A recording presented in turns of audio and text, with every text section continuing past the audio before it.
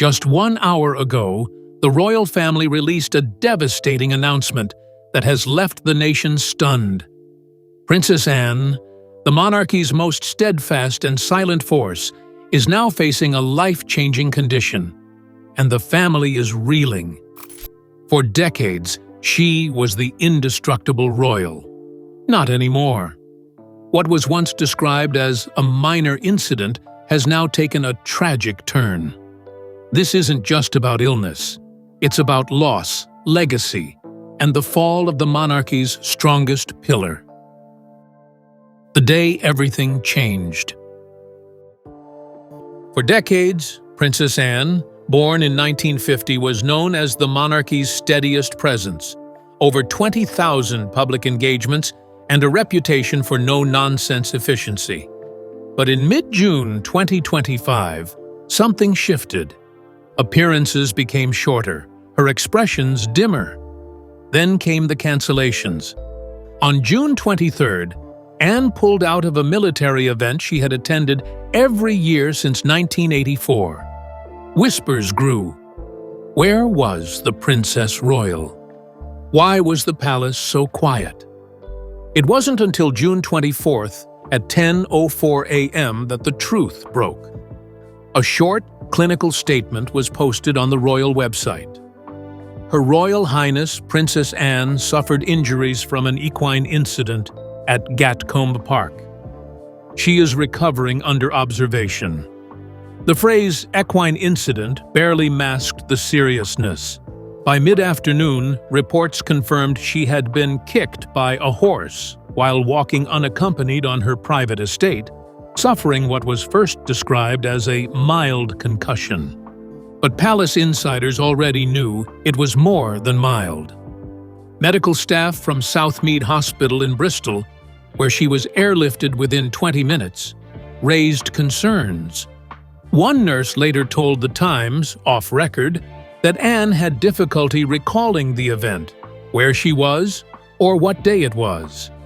Her team immediately activated a media blackout, requesting space and privacy. But that only deepened the speculation. Was Anne facing something far worse than a bruise or temporary fog? By June 30th, the family broke their silence again. This time, the language was stark.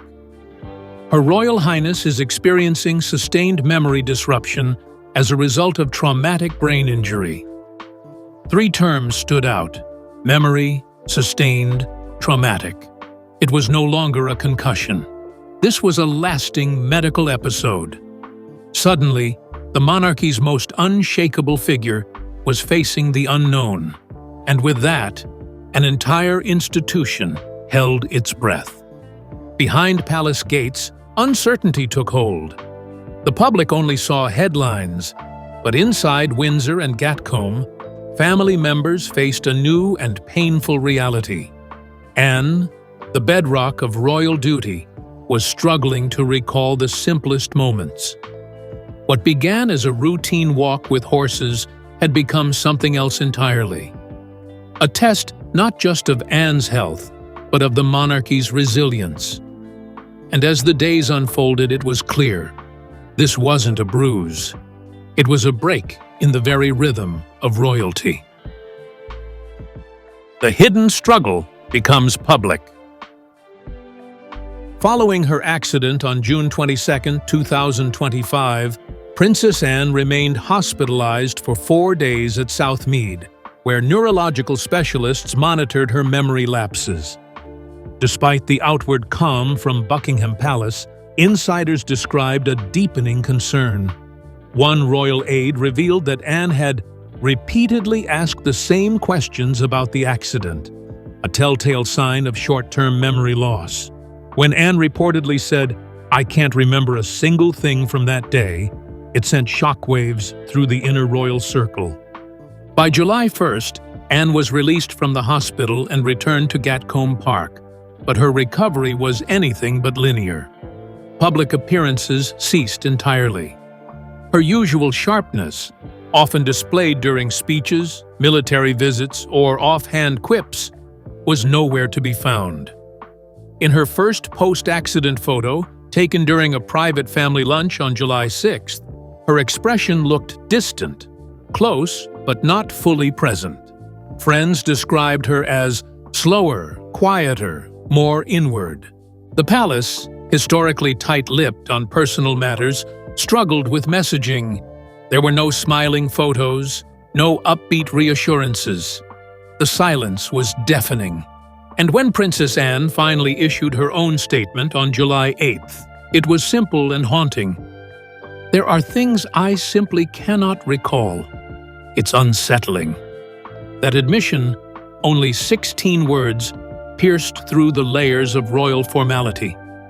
For a woman whose entire life had been built on routine and precision, forgetfulness was more than medical. It was emotional collapse.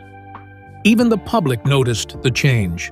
On social media, longtime fans voiced worry. "She's always been the rock," one user posted. "If Anne is down, the system is down." The Princess Royal had long been the embodiment of strength and continuity. Now, in a rare twist of fate, her personal vulnerability became national heartbreak. This wasn't a tabloid scandal, it was a moment of collective empathy. And in that moment, Anne became something no one expected: relatable.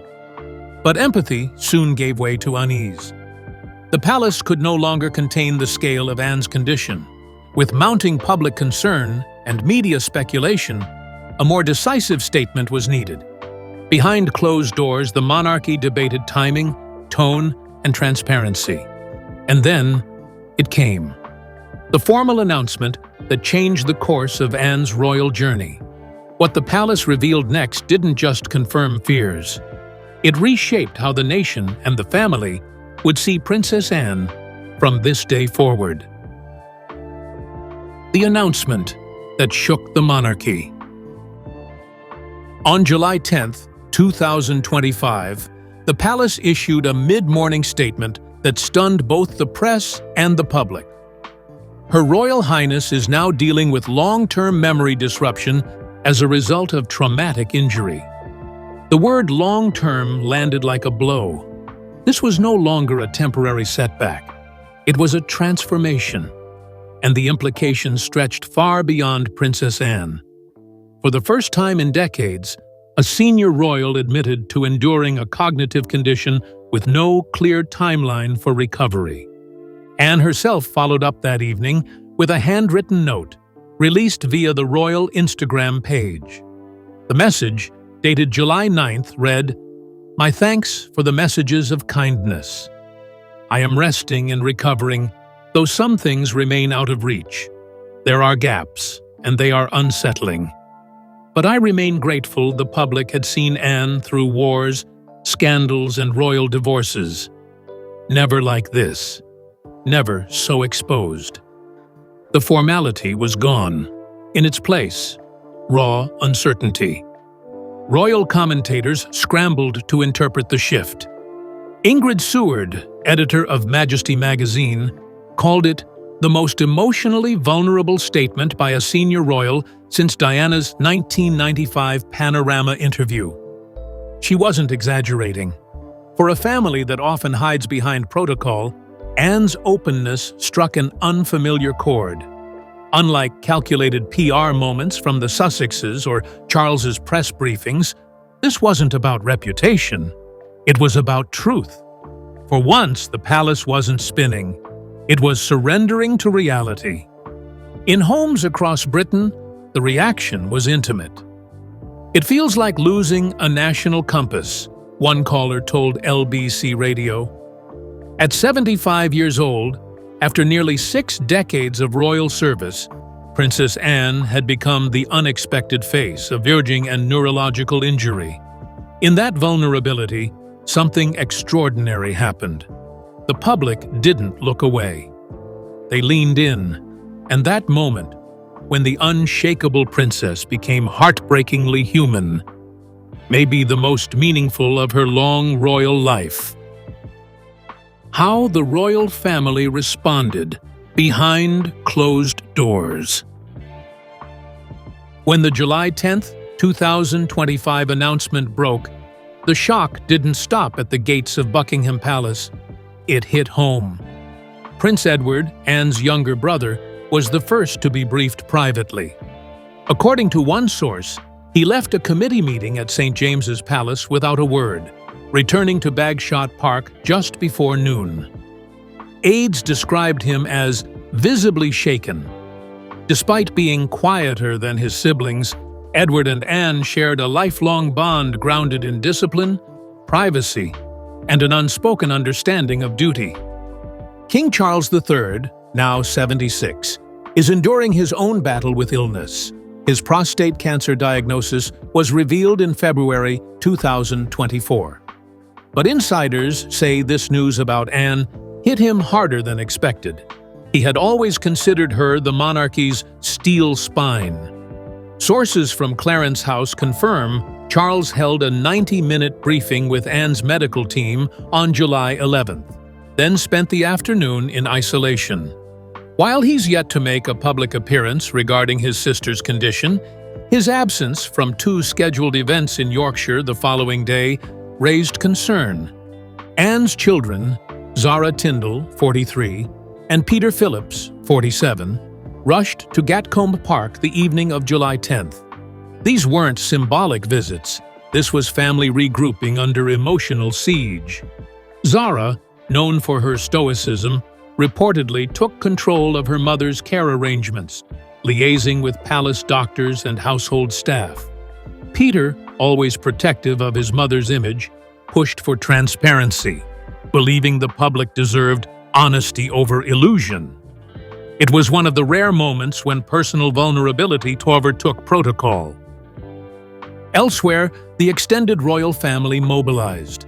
Princess Beatrice and Princess Eugenie, daughters of Prince Andrew, offered to assist with ceremonial duties Anne could no longer fulfill. Sophie, Duchess of Edinburgh, also stepped forward, attending 3 military engagements on Anne's behalf in the week of July 15th. One senior aide described the mood within the palace as numb disbelief. For decades, Anne had been the monarchy's engine. Now that engine had stalled, and no one had prepared for what came next. As the royal family scrambled to adjust, one thing became clear. This wasn't a brief hiatus. It was a full interruption of royal function. Princess Anne's absence left not just a personal gap, but a structural one.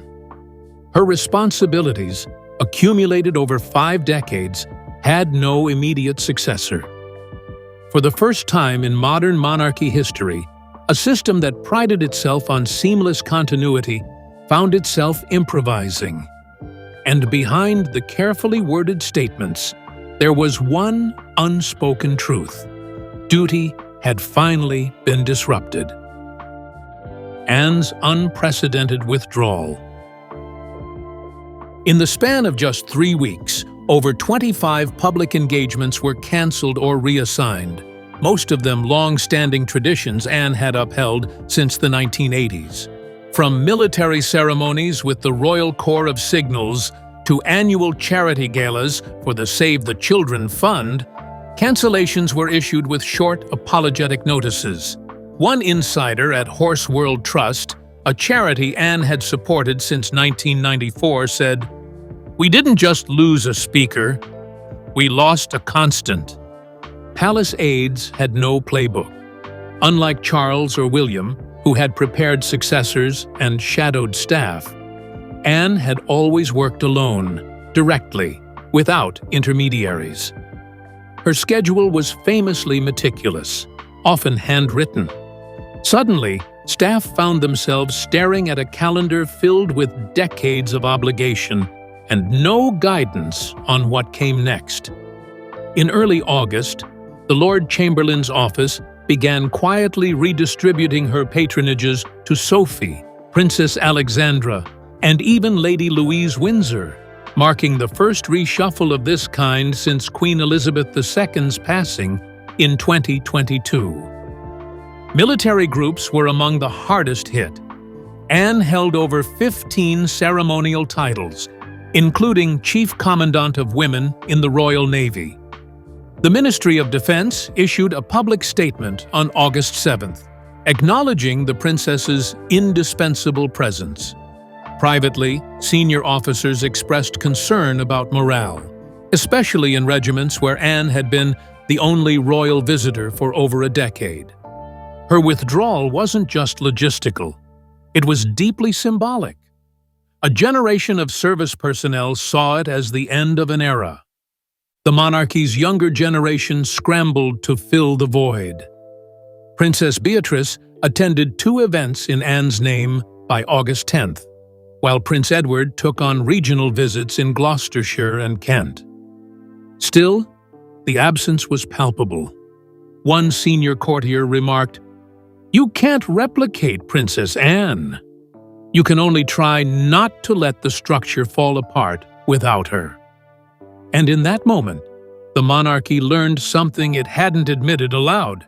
Its most reliable figure had no backup plan.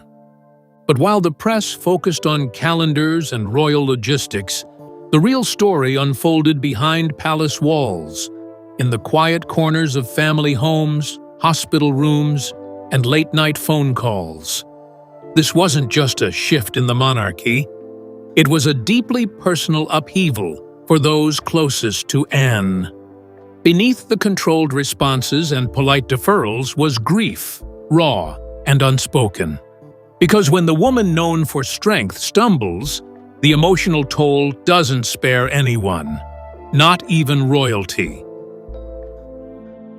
The emotional toll within the family.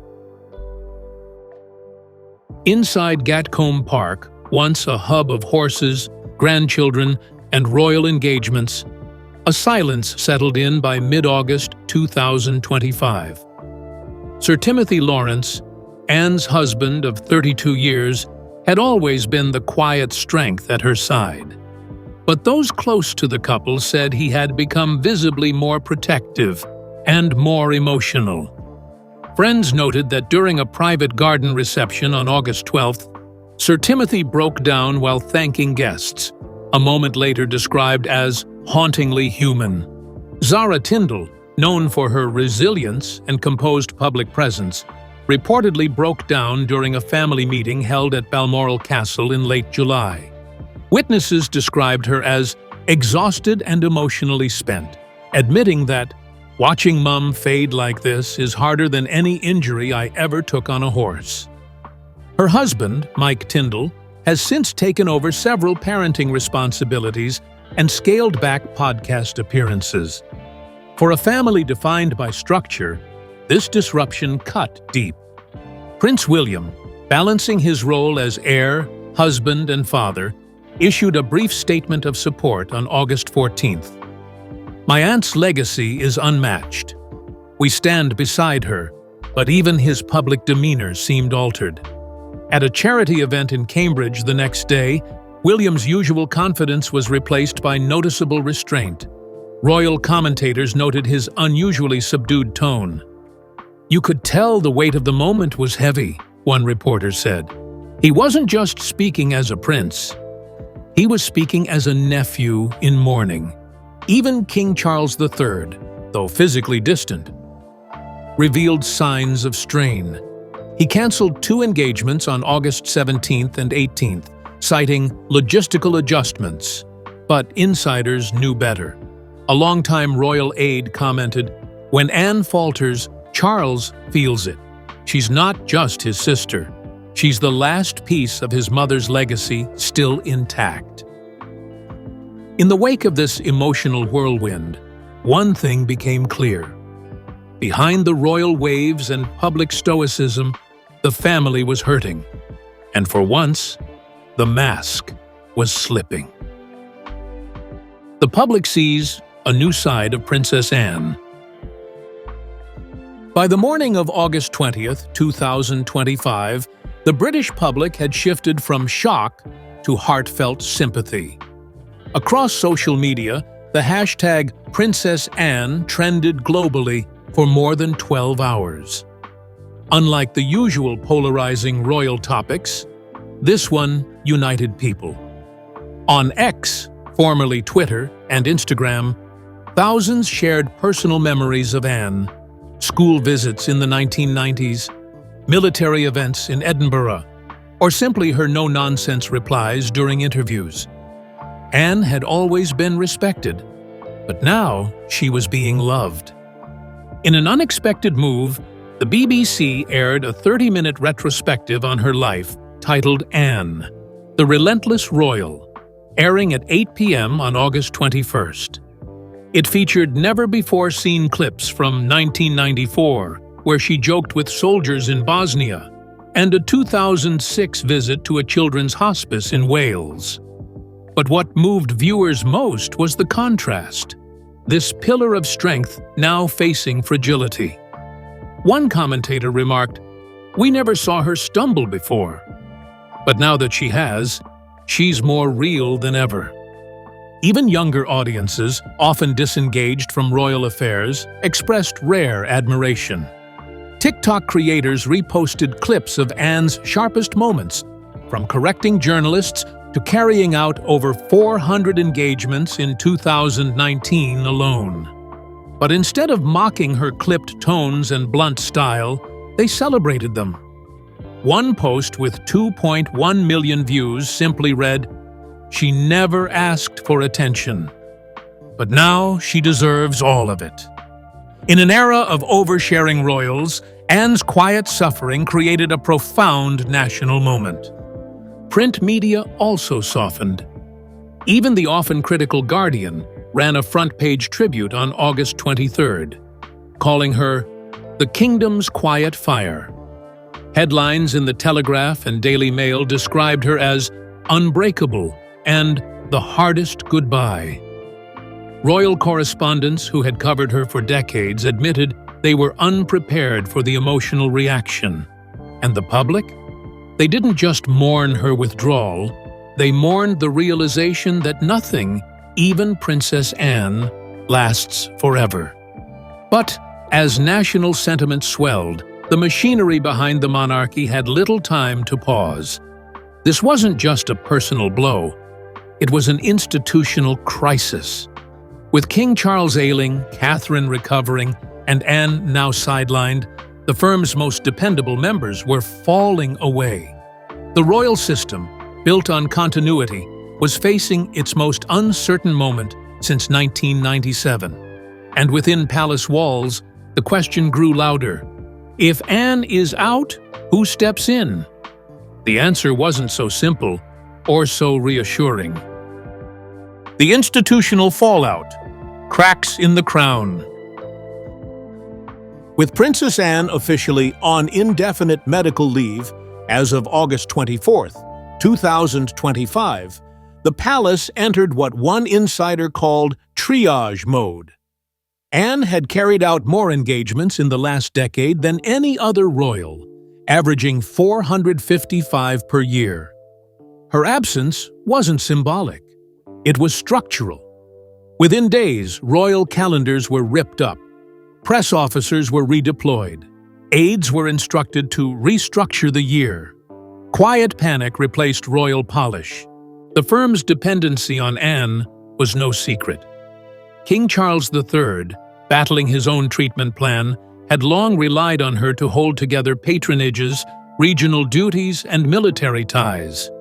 With Catherine, Princess of Wales, still recovering from abdominal surgery and out since March 2025, and Prince Harry long estranged, the Crown's bench was startlingly thin.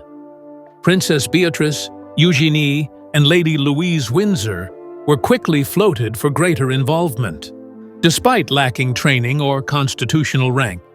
Meanwhile, Prince William, now 43, saw his workload nearly double.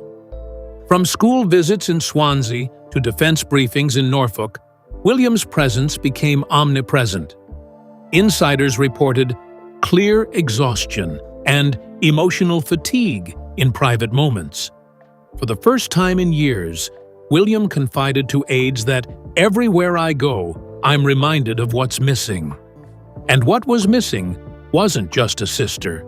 It was the monarchy's old rhythm, a rhythm that Anne had kept alive, unseen but essential. Even constitutional scholars weighed in. In interviews with Sky News and The Spectator, analysts raised the uncomfortable question: what happens if both the King and the Princess of Wales are incapacitated? Would William be forced into regency? Could Princess Charlotte or Prince George, now 10 and 12, be thrust prematurely into public roles? The system, once airtight, now felt exposed. And the domino that started it all wasn't the King. It was Anne. As officials scrambled for solutions, another thread quietly began to form. One less about succession and more about legacy. Princess Anne's story wasn't over. Not yet. At Gatcombe Park, away from cameras and calendars, conversations began about something unexpected. A return, not to duty, but to purpose. Because even as her memory faltered, Anne's spirit remained, and what followed might just be the most human and most powerful phase of her royal life yet. Recovery, resilience. By September 2025, reports confirmed that Princess Anne had not only stabilized, but was beginning limited physical therapy at home. At Gatcombe Park, surrounded by Sir Timothy Lawrence, Zara, and Peter, the princess was described as lucid, if sometimes forgetful. A neurologist consulted by the palace told ITV that her form of post-traumatic memory loss could improve over 12 to 18 months. But public duty? That chapter appeared closed, or so many believed. Behind the scenes, however, Anne began discussing a new path. In a private conversation with Zara Tindall, later confirmed by a palace aide, she said, "Maybe I can speak for others now, those who can't remember, but still want to be seen." That line sparked something. Talks began around Anne, possibly becoming a patron for organizations focusing on neurological injury, trauma recovery, and brain health awareness. It would be the first time in royal history a senior member publicly embraced vulnerability as mission. By September 19th, whispers turned to plans. Palace officials quietly reserved slots at two 2026 conferences, one in Glasgow, another in Toronto. Both focused on memory and rehabilitation. If she recovers well enough, Anne may appear via video message or even in person. For a woman who once dodged interviews and loathed oversharing, it's a remarkable turn. But one aide explained, she's not doing this for the press. She's doing it to prove that even in decline, there's still dignity. Some believe this shift marks the true evolution of her legacy. No longer just the monarchy's tireless workhorse, Anne could become its conscience. A living reminder that service isn't about perfection. It's about persistence. Whether she returns to public life or not, the narrative has changed. Princess Anne is no longer a symbol of endurance alone. She is a symbol of humanity, one who fell but refused to disappear. And so we arrive at the hardest question of all. If she never returns fully, what remains? What does the monarchy become without its quietest cornerstone?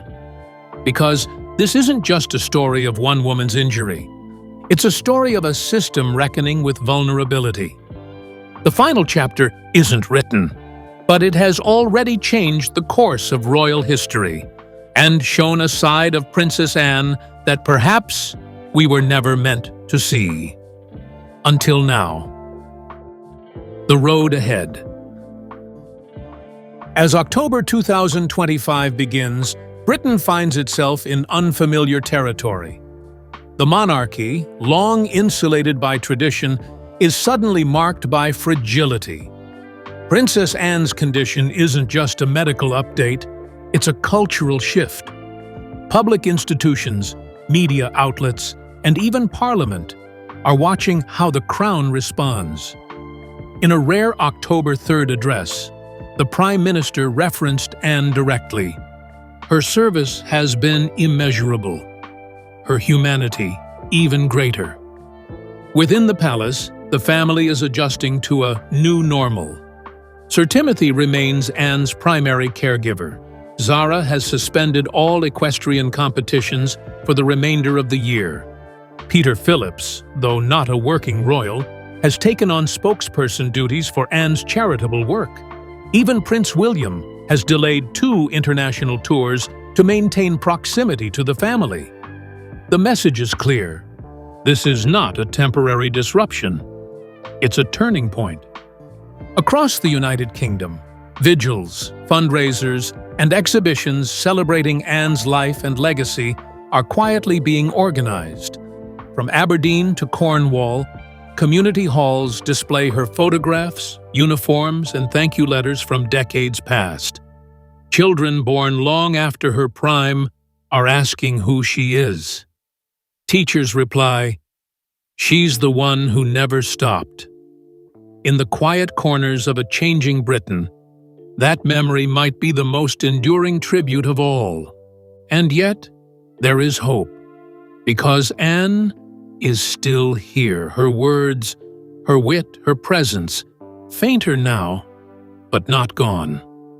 Whether she returns to public life or simply chooses peace at Gatcombe, her legacy is already sealed.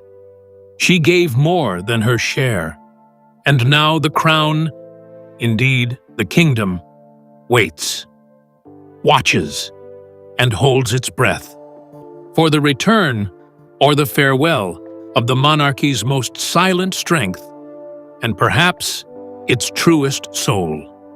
This isn't just another royal update, it's a historic moment of sorrow.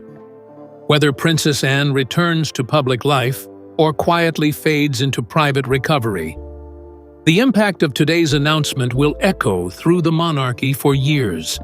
A family is grieving, a nation is holding its breath, and for the first time, we see not just the royal, the human behind the crown. Our thoughts are with Anne, and with a family now forever changed.